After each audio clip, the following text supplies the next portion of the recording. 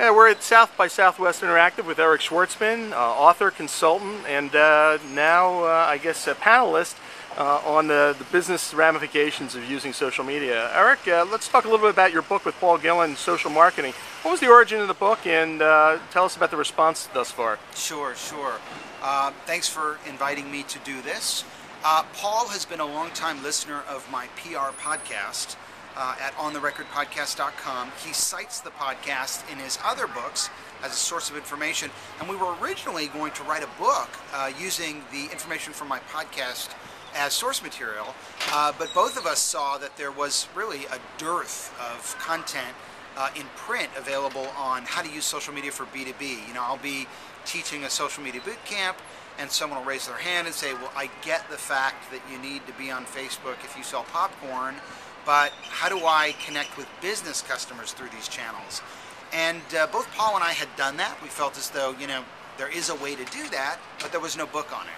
So we decided we would write the first book on it, and that's what it is. It is a how-to book about finding and identifying business customers who have a specific need for a select product and service and closing a sale online. You mentioned an analogy between cash and credit in social media in a corporation. Can you give us a little bit more of detail on what that looks like, why you should be encouraging that regardless of the size of business you have? Well, I mean, you think about all the conventional channels of marketing, you know, the brochure. Now, brochure is a useful tool. I don't think like the print brochure is dead. I think it does have value. However, it only has value with the person who sees it, and probably one or two people see it.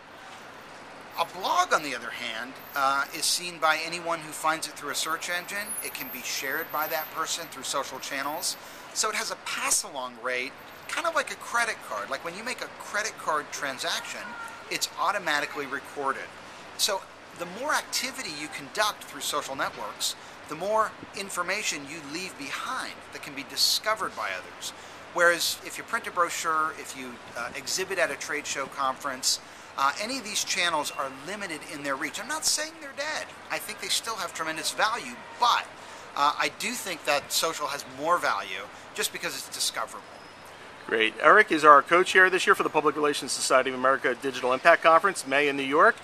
Go to www.prsa.org if you're interested in attending or would like more information. Eric, as a pleasure. Thank you as always. Thanks.